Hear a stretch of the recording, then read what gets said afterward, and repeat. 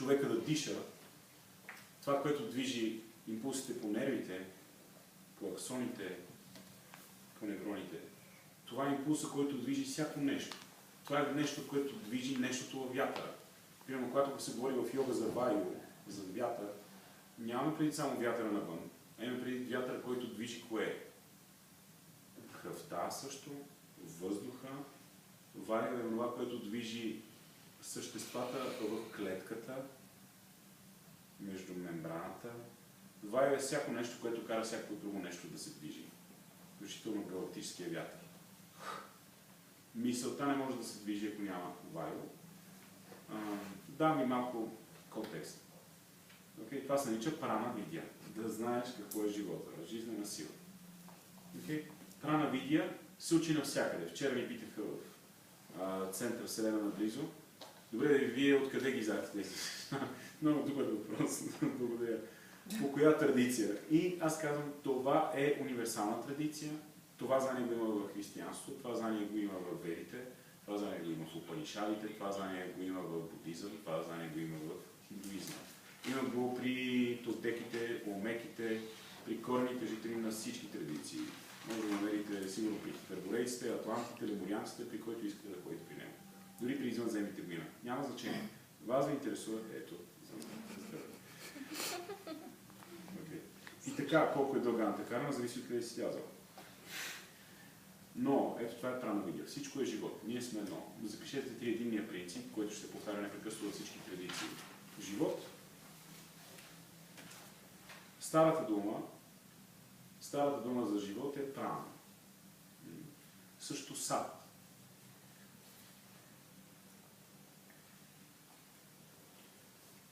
Старата дума за знание, втория принцип, знание,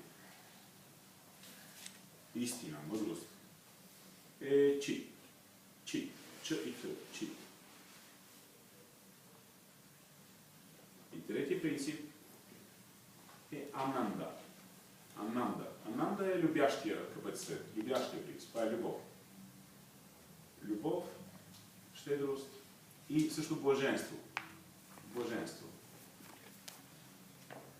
И сега, преди малко ние правихме в медитацията, казахме живот от живот. Означава сад, идва от сад. Сад идва от сад. Живот от живот идва и при живот се връща. Чит. Всяка истина идва от истина и при истина се връща. Истина от истина само. Мъдрост от мъдрост. И третия принцип. Ананда. Любов, блаженство. Любов от любов. Само любов може да дойде от любовта. Само любов може да се върне при любовта. Сад, чит, ананда. Сад, чит, ананда. Имаме индивидуално сад, чит, ананда, която е индивидуалната душа, джива атма, живата душа, джива атма, живата атма. Джива атма е сад, чит, ананда. Сад, чит, ананда. Божествената душа е парам сад читананда. Парам означава висше, върховно. Парам сад читананда означава върховната, изначалната душа, която е върховен живот. Това е живота на всички живи същности. Върховното знание е истина, което е интелигентността на абсолютно всички неща. Абсолютния разум. Тоест имате абсолютния живот, абсолютния разум, имате ананда. Парам, ананда, означава върховното блаженство. Това е, представете си удоволствие и сега си представете удоволствието на всички. Представете си оргазъм. Представете си оргазма на всички едновременно. Оргазъм на всички едновременно. Е, това нищо не. Окей?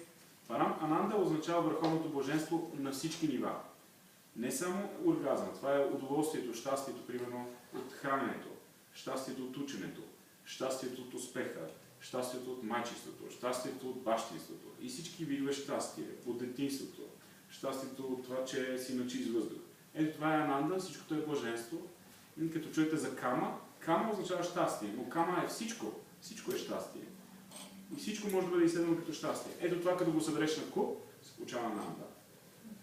И сега като събереш на куп всичкото на всичките щастие, от птичката, която пие вода, стигнете до слона, минете през всичко, което може да си представите. И това всичкото на куп е на планетарната душа щастие.